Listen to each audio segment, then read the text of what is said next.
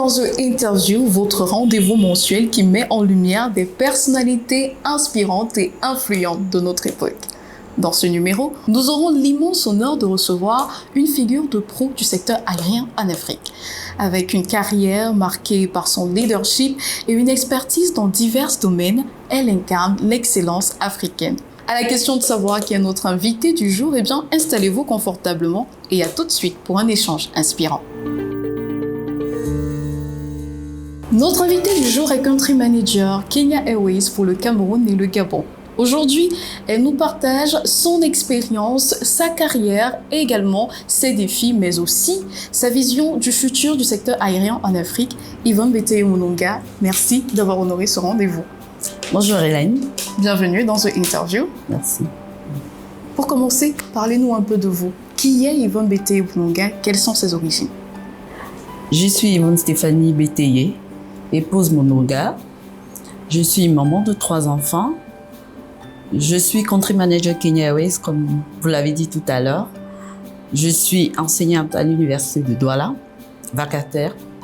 Je suis étudiante à l'université de Bordeaux, où je continue mon doctorat.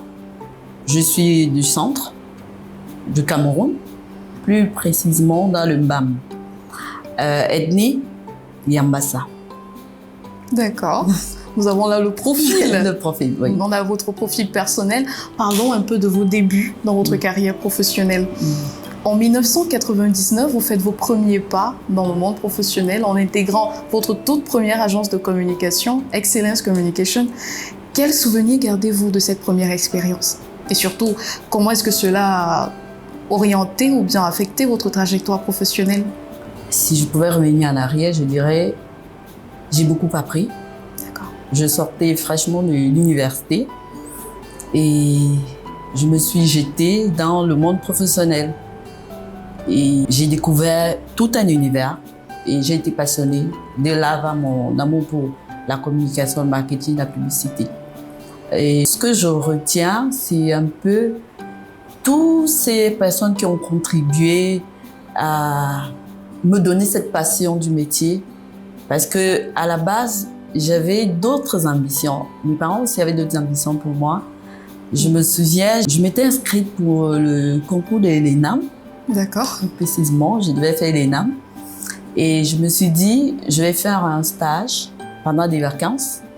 Et j'ai rencontré des personnes qui m'ont embarqué dans cet univers de la communication, le marketing. Et c'est dans cette même entreprise que j'ai effectué mon premier stage, que j'ai commencé mon premier boulot.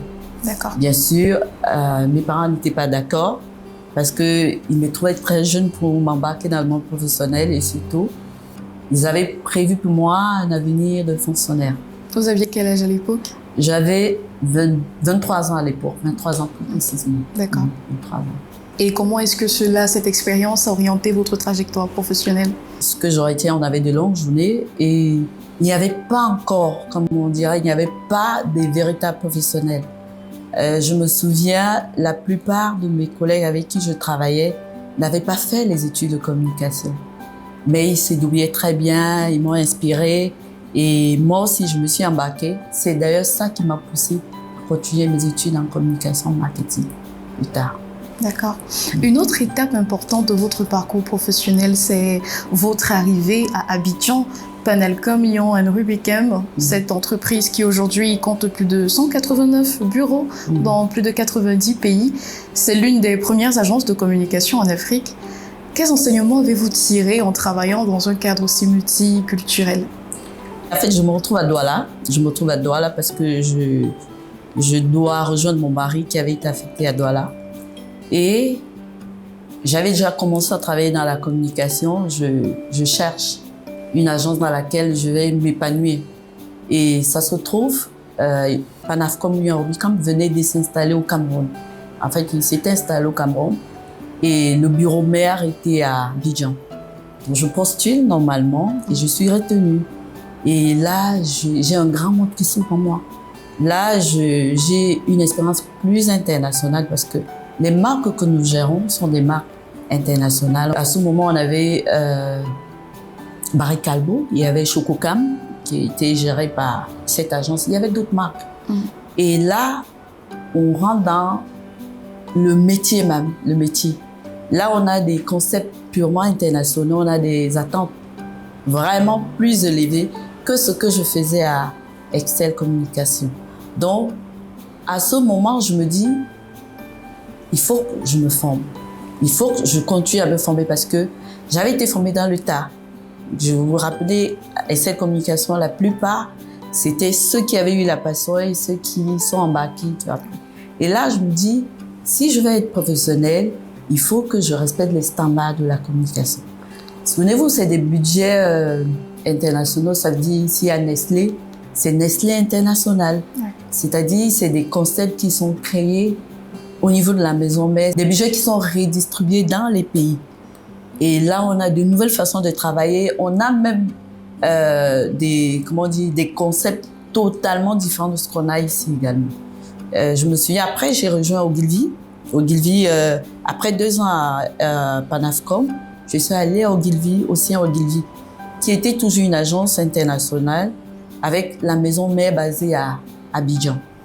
Je rejoins Ogilvy parce que les budgets que je gérais ont été rachetés par Ogilvy. Et là, l'annonceur, le client, exige que je poursuive la gestion parce que je gérais bien. Donc, je me souviens, je gérais les laits, je gérais Nestlé, je gérais toujours Chococam également. Donc, je me retrouve à Ogilvy où j'ai une autre façon de penser. Ça veut dire, au Ogilvy, on avait Butterfly, qui était différent de ce que j'avais à Panafcom.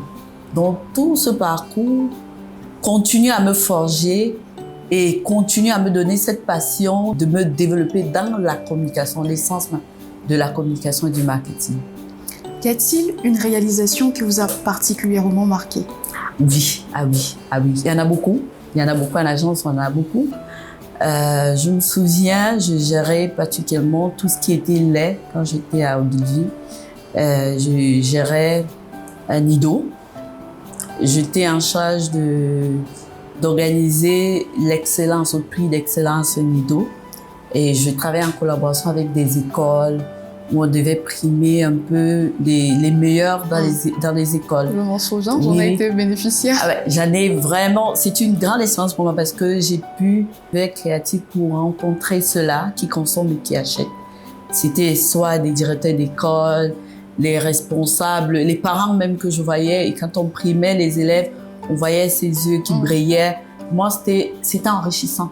Ouais. C'était enrichissant. En même temps, j'étais consommateur. Donc, on se retrouve à des produits qu'on consomme tous les jours. Et c'est nous qui créons les concepts pour amener les gens à consommer. Donc, c'était vraiment quelque chose de bien. Parlons de ce changement qui s'est effectué dans votre carrière en 2007. Je suis un peu curieuse.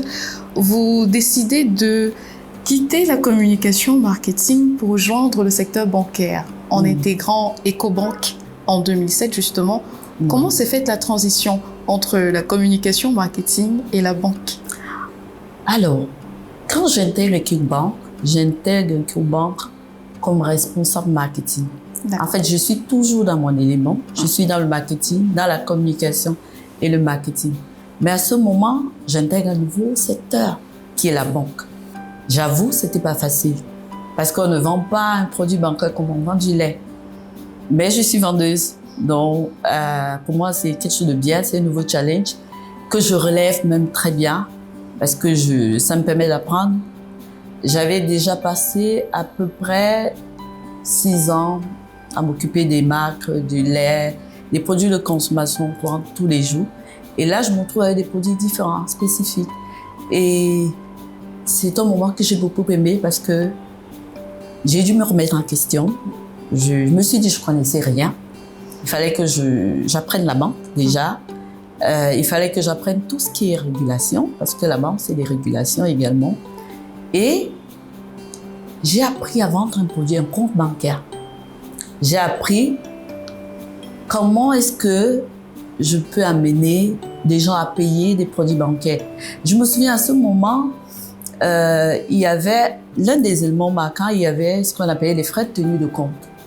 Et à un moment, la réglementation au Cameroun, la COBAC, on a dit les titulaires de compte ne paieront plus les frais de tenue de compte. Et là, il fallait trouver comment est-ce que la banque, plus précisément Ecobank, comment elle allait continuer à avoir ces revenus qu'elle avait de façon obligatoire. Donc là, il fallait créer des produits. Pour moi, à ce moment, il y a un nouveau... Je me découvre parce que je dois créer des produits. Ce que je ne faisais pas, je faisais avant la communication. Des produits déjà existants. Des produits existants. Oui. Je créais des concepts pour faire consommer des produits. Et là, il fallait que je crée des produits. Donc ça se passe bien. On continue à avoir des revenus. J'évolue bien à Ecobank. Et comme toujours, après un moment, on a envie de voler. On a envie de découvrir d'autres choses, d'avoir de nouveaux challenges. Justement, parlons de ces autres challenges. Vous avez été Cluster Lean Transformation Project Manager. Oui. Vous avez eu à superviser des projets de transformation à l'échelle continentale. Quels ont été les succès et les défis de cette mission? Déjà, je dirais, c'était quelque chose de nouveau pour moi. Je me souviens, on travaillait avec le cabinet McKinsey. La banque avait pensé à un tournant. Il fallait qu'elle se transforme, elle revoie la manière dont elle travaillait. Et puis la banque appelait le cabinet McKinsey pour l'accompagner dans ce projet de transformation. Et on avait besoin des leaders du changement. Et là, il y avait un casting, il y avait des interviews, il y avait tout. Et comme je dirais, la grâce de Dieu, j'ai été sélectionnée. Je suis allée travailler avec McKinsey pendant près d'un an, où j'ai appris tout ce qui était méthode Lean Transformation. Et après cette année-là, j'ai dû mener les projets de transformation dans toutes les filiales d'Ecobank en Afrique. C'était quelque chose de bien. C'était aussi ma première expérience extra Cameroun en fait. Donc là, je travaillais avec des équipes multiculturelles. Ça veut dire que j'avais une équipe qui avait des Centrafricains, des Gabonais, des Tchadiens, et il fallait travailler ensemble. Et là, on développe autre chose. Parce qu'on ne travaillait pas à partir du Cameroun. On devait aller dans ces pays. Oui. Donc, il fallait s'adapter. Il fallait également intégrer ce côté culturel. Il fallait tout intégrer. Vous savez, je me souviens quand on est allé à Bangui, on travaillait à Bangui. Et généralement, les projets, on avait une équipe projet, on avait des délais. Et très souvent, on disait, on doit finir cette étape en 3 mois. Il fallait aller vite. Oui. Il fallait courir, on avait des longues heures. Pour nous qui venions dans ce pays, c'était un peu différent. Parce qu'on se retrouvait, on n'avait pas nos familles, on vivait à l'hôtel, on pouvait rentrer à minuit, il n'y avait pas de problème, on travaillait. Mais au début, on ne pensait pas aux autres. Donc on arrivait, on mettait notre QG et puis on faisait des analyses dans les agences. Et puis le soir, quand on se retrouvait, on travaillait à plus de 18h, 19h, 20h. Et quand on arrivait à Bangui, on le faisait, mais culturellement, ça ne se fait pas. Ah, je vois. Donc, très vite, on a eu des blocages parce que déjà sur le plan réglementaire, déjà même sur la perception, comment les autres perçoivent votre influence, ça ne s'est pas bien passé. Donc, j'ai dû me remettre en question, revoir, intégrer ce côté culturel, ce côté social, m'adapter pour pouvoir atteindre mes objectifs. Donc, pour moi, c'était une expérience très enrichissante parce que j'ai travaillé avec des gens d'univers différents, oui. Cultures différentes, pays différents, manières de faire différentes. J'ai pu m'intégrer, j'ai pu partager avec eux également. Ça veut dire, je leur ai laissé un bout de moi, oui. Et j'ai reçu un bout d'eux. Donc, pour moi, c'est vraiment une expérience qui m'a marquée jusqu'à aujourd'hui. Même dans ma manière de vivre tous les jours, je l'intègre. Et je suppose que cette expérience vous a servi à Liverpool, à l'université de Liverpool, oui. Où vous avez obtenu votre MBA.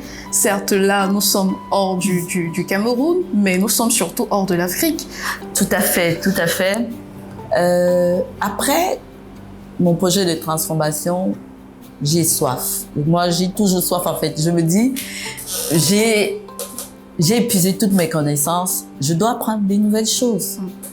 Je m'embarque dans un programme MBA à Liverpool. Nous sommes là en 2012. Je vous rappelle que moi, j'ai étudié en français. J'ai eu un master de l'ESSEC en français. Et là, je m'embarque à Liverpool où tout le cursus est en anglais. Oui. Au début, je dis, je parle un peu anglais, ça va aller et tout. Cameroun est bilingue, comme on se dit souvent. Et puis, très vite, je suis rattrapée. C'est plus dur que ce que j'ai prévu. Vraiment plus dur, que ce soit les méthodes de travail, tout ce qui est... Vraiment, c'était pas facile. À plusieurs reprises, je vais abandonner. J'ai voulu abandonner parce que concilier tout ce qui était professionnel, déjà parce que je travaillais toujours. Les études, c'était pas facile également, la langue et tout. Et familial également, parce que j'avais une famille. Entre-temps, j'avais une famille. Je faisais des enfants, je travaillais et tout, donc c'était pas facile. Donc là également, j'intègre ce côté, je dois m'adapter. Je dois m'adapter. Et je dois m'adapter rapidement. Oui. Parce que j'ai 2 ans pour terminer. Et je me donne autant que je peux. Je réussis à terminer. Intéressant. Ce qui me pousse à vous poser la question de savoir, est-ce que vous avez des journées de 72 heures dans une journée normale de 24 heures? Parce que vous avez dit avoir obtenu votre MBA en 2012 à l'Université de Liverpool, mais actuellement, vous êtes en train de poursuivre un doctorat. Entre-temps, vous êtes mariée, vous avez des enfants, vous travaillez, vous êtes enseignante aussi. Comment ça se passe une journée avec Yvonne Beteye-Mununga? Elle est pleine, chargée, je dirais. Elle est vraiment pleine. Parfois, j'ai l'impression d'avoir eu 5 heures. Oui, à la fin de la journée, j'ai dit, est-ce que j'ai eu vraiment 10 heures aujourd'hui? Est-ce que j'ai eu 24 heures?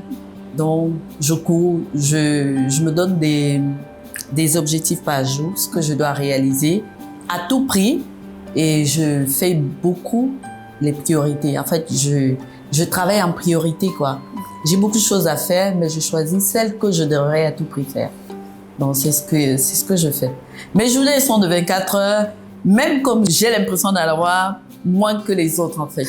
Je cours, mais je me dis que certaines personnes sont comme ça.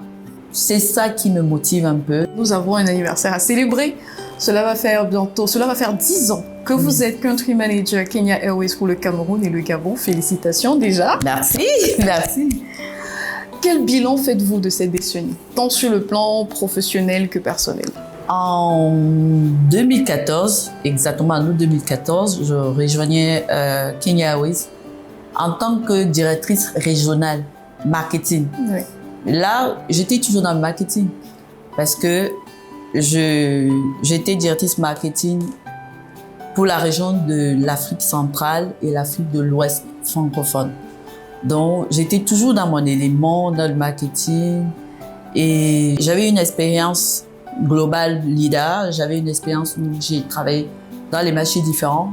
Pour moi, c'était la continuité de ce que j'avais à EcoBank. Vous n'étiez pas dépaysée? Non, pas du tout. D'accord. C'était passionnant parce que c'était l'aérien. J'ai toujours été passionnée. J'ai rêvé, quoi. Quand j'étais plus jeune, je disais, si je pouvais voler, si j'étais une hôtesse. Et là, je me retrouvais dans l'aérien. Je dis, mais j'avais ma passion du marketing. En plus, j'avais toujours rêvé de travailler dans l'aérien. Pour moi, c'était quelque chose de bien. Ouais. Et pendant 2 ans, je dirais, je m'éclate. Je suis contente de travailler dans le marketing et dans l'aérien que j'ai toujours aimé parce que il faut avouer que le marketing à l'aérien est un peu différent. Il est beaucoup plus axé sur customer service, tout ce qui est qualité de service.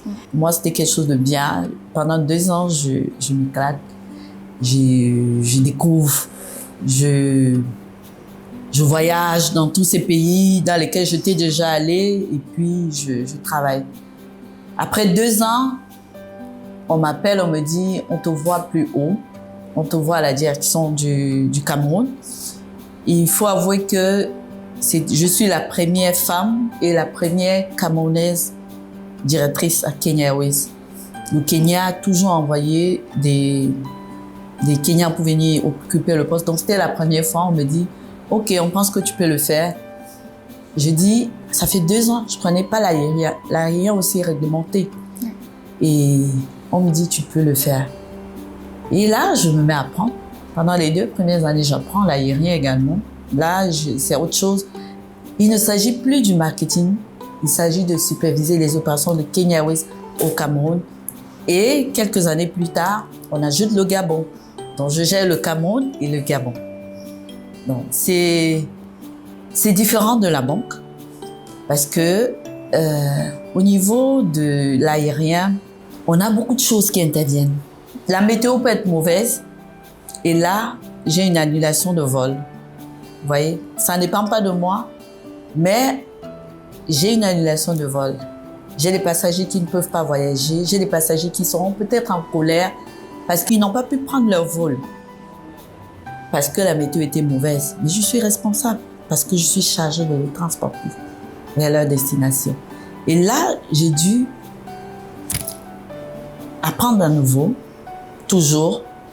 Et puis, je me suis dit, comment je fais, comment j'arrive à marquer, parce qu'il s'agissait de marquer, comment j'arrive en tant que Camerounaise à ce poste, première Camerounaise à ce poste, et femme également. Il faut également noter que quand vous regardez le paysage des directeurs de compagnie, il n'y a pas beaucoup de femmes. Il n'y a pas beaucoup de femmes. Oui. Effectivement, je dois travailler plus, un peu plus. Et je dois travailler beaucoup plus parce que il faut que je sois à la hauteur. Les gens diront, les hommes ont l'habitude, ils sont plus forts. Mais je dois travailler, je dois rendre le même résultat qu'un homme. Et travailler 2 fois plus pour 2 fois plus pour justifier ma place en tant que femme. Donc, c'est un peu ces défis que j'ai tous les jours. Et comme je vous disais, j'ai toujours soif. Je me suis dit, ça fait des années que tu es là. Qu'est-ce que tu peux faire d'autre? Entre-temps, je me suis inscrite en doctorat également. Doctorat que je poursuis. En 2025, je dois soutenir ma thèse. Ce sera désormais docteur Yvonne Stéphanie Beteye Mununga. Tout à fait. D'accord. Et là, je partage également avec les étudiants, dont je suis enseignante à l'ISEC Business School, à mes heures. Je ne peux pas enseigner tout le temps parce que vous voyez mes occupations, mais je me donne quand même pour mission d'accompagner les jeunes. Je les encadre également. D'accord. Nous allons parler de votre vision du futur de Kenya Airways, notamment dans ces 2 pays, le Cameroun et le Gabon. Quels sont vos objectifs et quelle est votre vision de la croissance de la compagnie? Je vais poursuivre la mission de la compagnie. Ça veut dire qu'on veut contribuer au développement de l'Afrique. La mission de Kenya, c'est de contribuer au développement de l'Afrique en permettant au peuple, en permettant aux Camerounais, aux Kenyans, aux Gabonais, aux Africains de pouvoir échanger culture, que ce soit le commerce. Donc, c'est cette mission que moi, en tant que country manager, je continue, celle de la compagnie. Ça veut dire tous les jours, je me demande comment je peux favoriser le rapprochement des Africains à travers le produit de la compagnie aérienne. C'est cette mission que je me donne tous les jours. En dehors de votre carrière professionnelle, qu'est-ce que vous faites pour vous ressourcer? Je voyage également, pas seulement pour le travail. C'est un peu logique. Pas pour le travail, je voyage. Ce que je fais, vraiment, c'est du sport. D'accord. Je fais du sport 4 à 5 fois par semaine. Je vois également des amis. Mais je dirais, mon havre de paix, ma source, c'est ma famille. Votre famille? C'est ma famille. D'accord. Mon mari, mes enfants, mes soeurs, mes frères. C'est beaucoup plus ma famille. C'est là que j'arrive à me ressourcer. Je sais qui je suis, d'où je viens. Et c'est quand je regarde toutes ces personnes que je me projette. Yvonne Beteye Mununga, une histoire à suivre, une histoire qui continue de s'écrire. Merci beaucoup pour cet entretien enrichissant. Merci d'avoir honoré ce rendez-vous de The Interview. Merci à vous de vous avoir donné, de vous être déplacé jusqu'à moi. Et si mon parcours peut inspirer certains, je serai ravie. Merci. Ce sera sûrement le cas. Nous arrivons à la fin de cet entretien enrichissant avec Yvonne Beteye Mununga, Country Manager Kenya Airways pour le Cameroun et le Gabon. Fidèles téléspectateurs, merci de votre attention. Si vous souhaitez suivre ce programme à nouveau et toutes les autres éditions de The Interview, eh bien, téléchargez l'application Season Media sur Play Store ou App Store. À très bientôt pour un autre numéro tout aussi inspirant.